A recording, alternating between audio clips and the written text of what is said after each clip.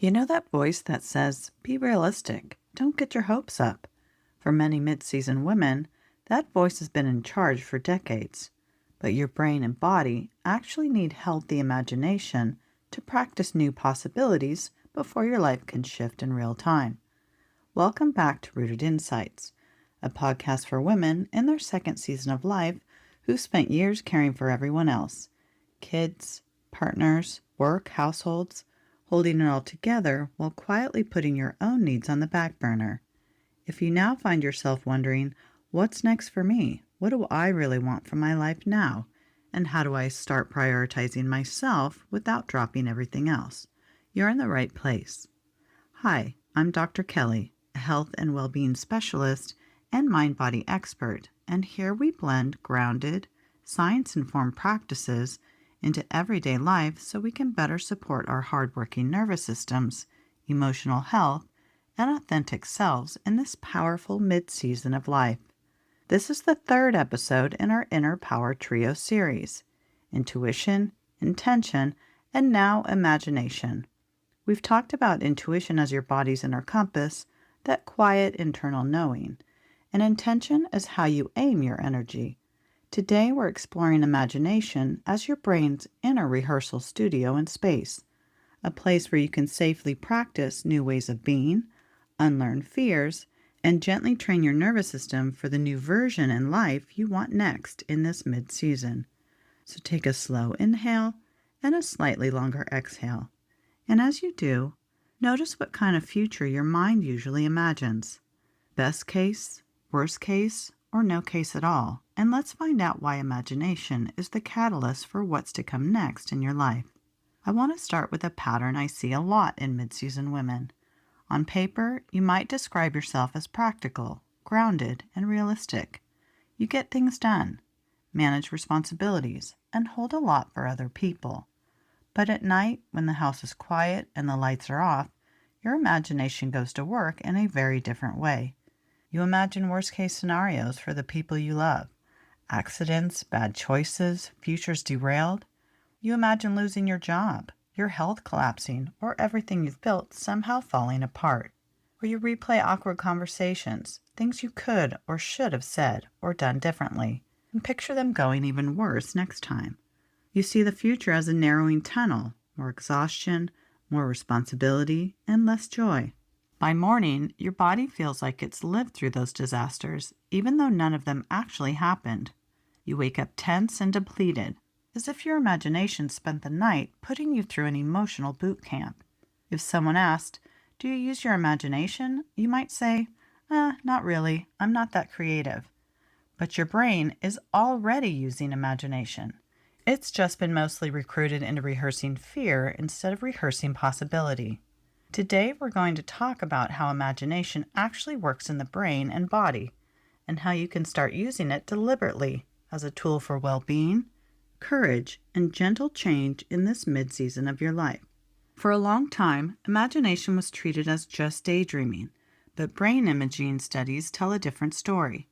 Imagining something and actually experiencing it share a lot of the same neural mechanisms and response patternings. A few key findings in this research are that mental rehearsal and motor imagery activate many of the same brain regions involved in movement and perception. Imagining playing piano lights up finger-related motor areas. Imagining walking on a beach activates sensory and motor areas as if you were actually there. A Cleveland Clinic study and other related work reported that people who only imagine strength training of a specific muscle group actually increased strength by around 13 to 22%, while those who physically trained increased by about 30%, meaning mental practice alone produced nearly half the strength gains of real training through neural adaptations. A study led by Colorado University in Boulder and others found that imagining feared situations while pairing them with safety and new outcomes can help people unlearn conditioned fear responses.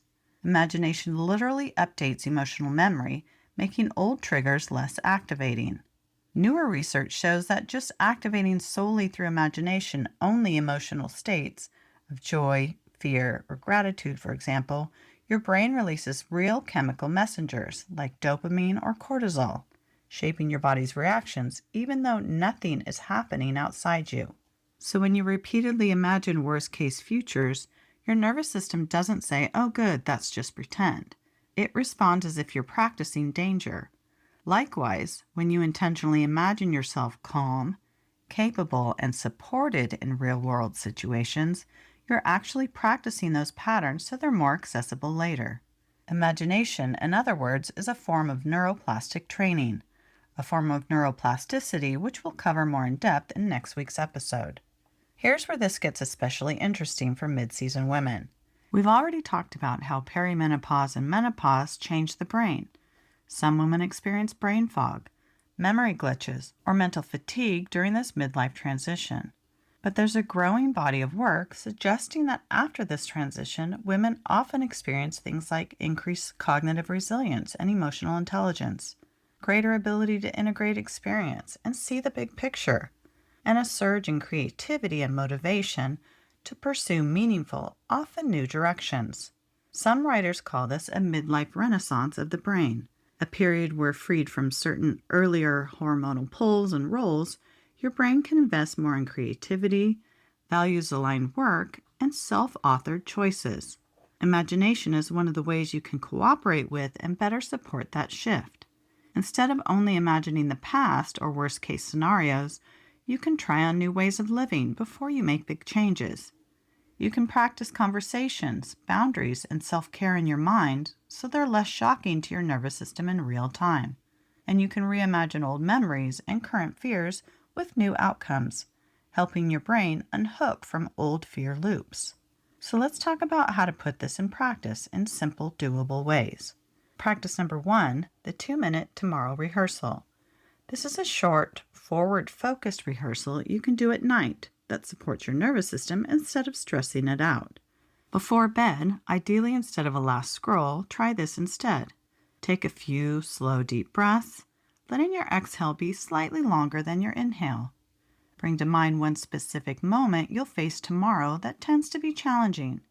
Maybe it's the start of your workday, a meeting, a difficult conversation, the commute to or after work rush, or a transition that usually feels hectic. Now imagine that moment going 10 to 15% better than usual. Not perfect, just better. See yourself arriving with a little more calm in your body. Envision the drive you take being smooth, peaceful, and enjoyable. Imagine your shoulders relaxed, your breath steady, your voice a bit softer but clear.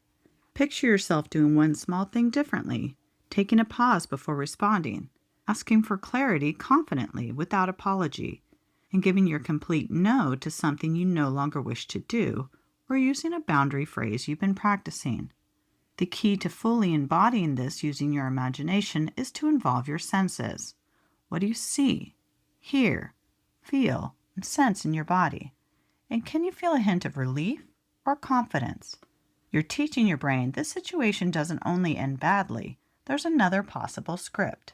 Over time, this kind of rehearsal can make it easier to access calmer, more empowered responses in the moment. Practice number 2, rewriting a fear script.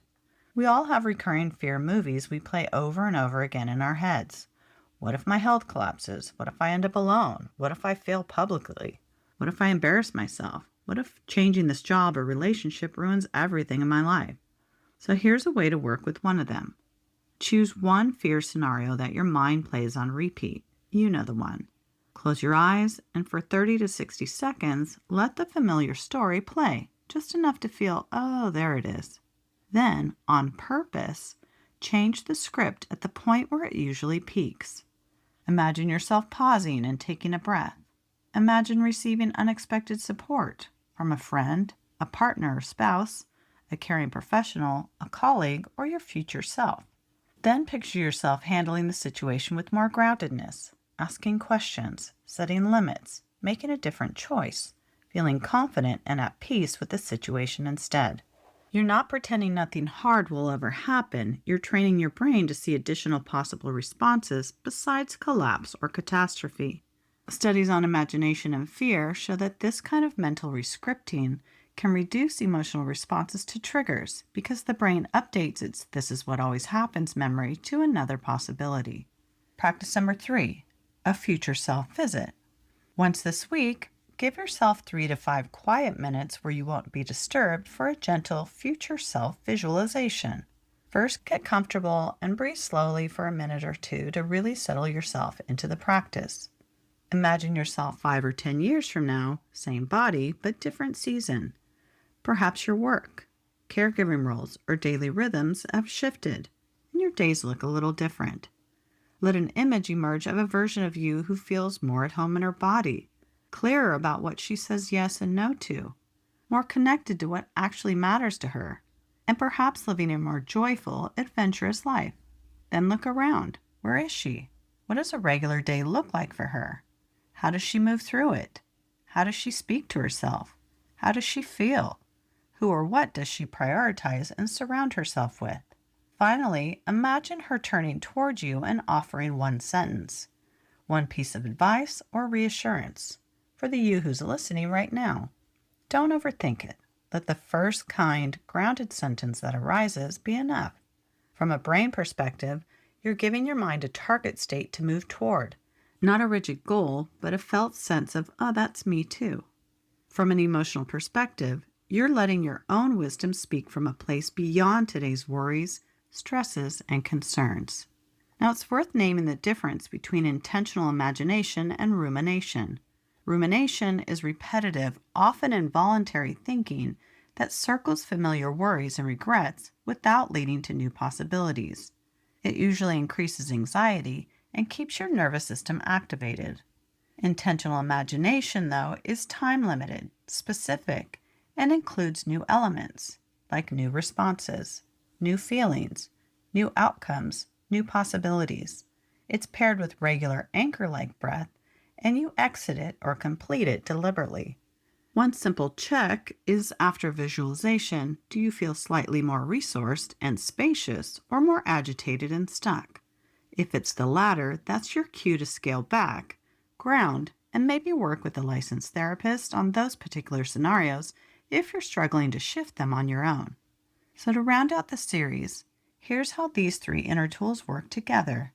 Intuition gives you a sense of what is true for you now, your inner yes, no, or not yet.